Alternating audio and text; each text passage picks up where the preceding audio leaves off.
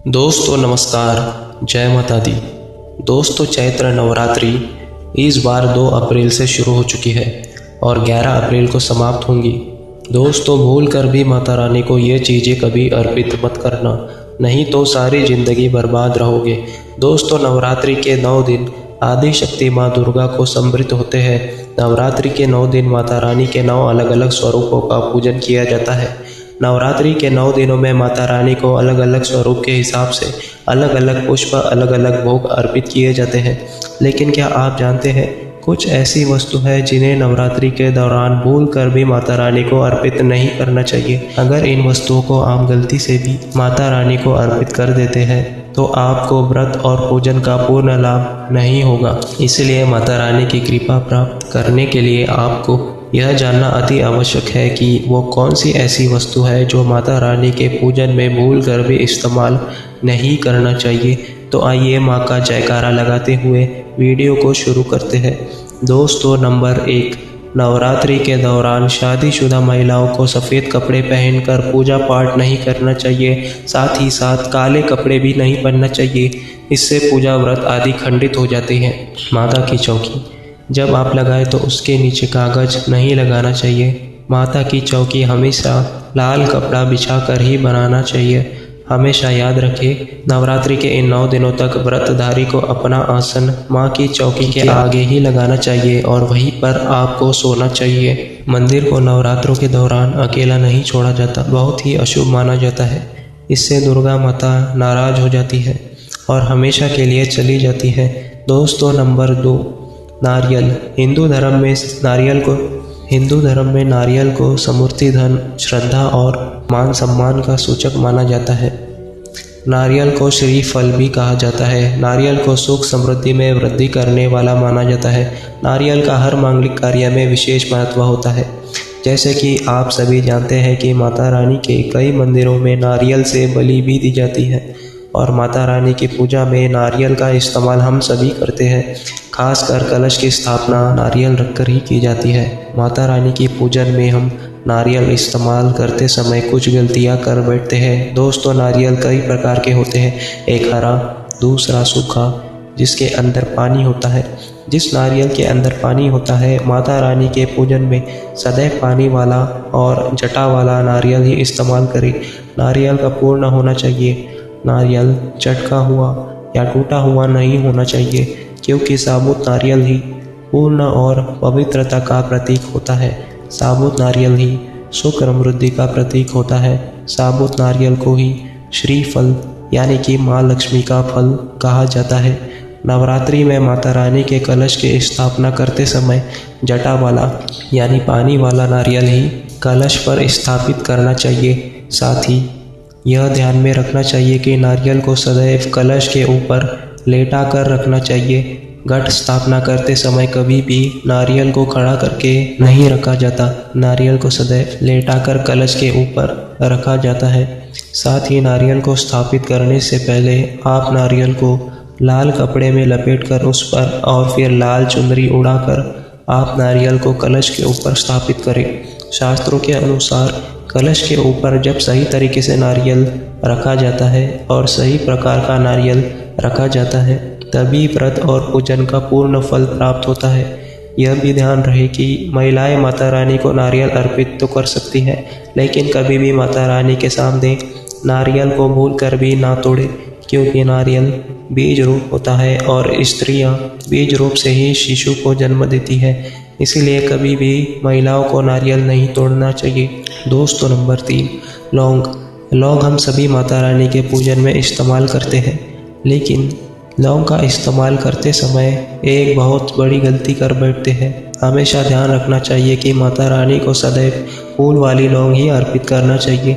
जिस लौंग के ऊपर फूल नहीं होता या फिर जिस लौंग के पीछे लकड़ी की डंडी नहीं होती, उसको आप माता रानी के पूजन में भूल कर भी इस्तेमाल ना करें। फूल वाले लौंग को ही पूर्ण माना जाता है और माता रानी के पूजन में कोई भी अपूर्ण वस्तु, कोई भी खराब वस्तु या टूटे हुए अक्षत इस्तेमाल नहीं करना चाहिए।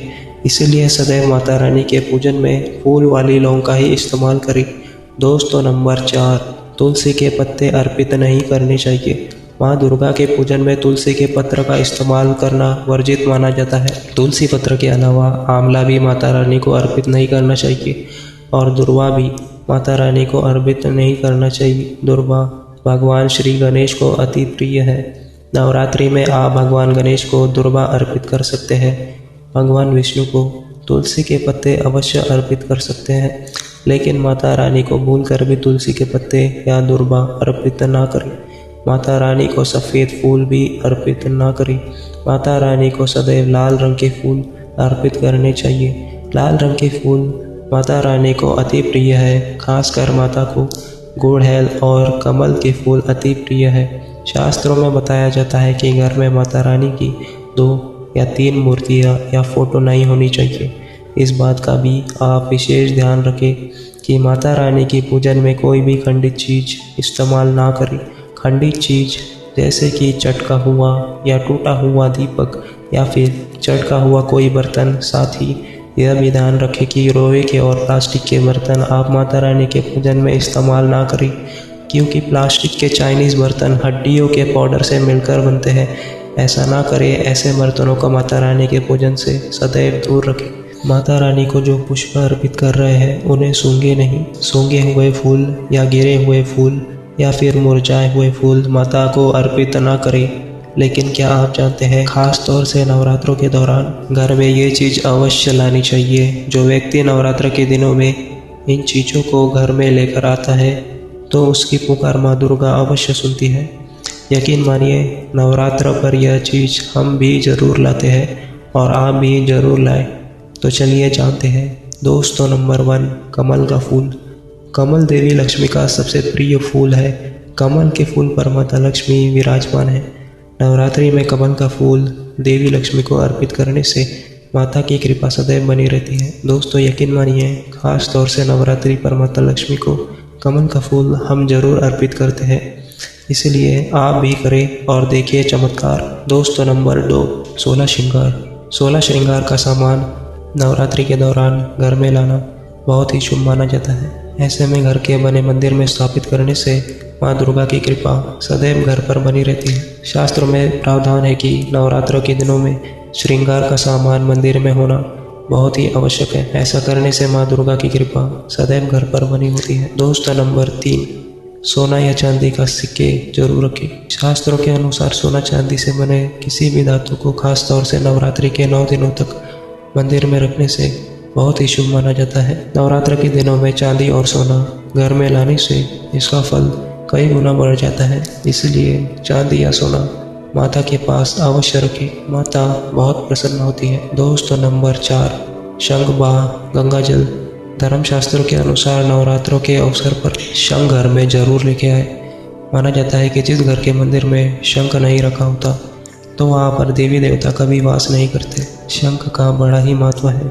नियमित शंखों बजाने पर कई गुना सकारात्मक ऊर्जा प्राप्त होती है, जो कीटाणुओं का नकारात्मकता को नष्ट करती है। धन की देवी माँ माता लक्ष्मी होती है। वही धर्मशास्त्रों के अनुसार जिस घर के मंदिर में गंगा जल नहीं होता तो वो घर अपवित्र माना जाता है। गंगा जल मंदिर में अवश्य रखा होना चाहिए। तो दोस्तों, हम उम्मीद करते हैं आपको हमारी आज की यह जानकारी पसंद आई होगी। अगर वीडियो पसंद आई हो तो वीडियो को लाइक करें। इसके साथ इस वीडियो को ज़्यादा से ज़्यादा लोगों के साथ शेयर करें ताकि उन्हें भी यह जानकारी मिल सके।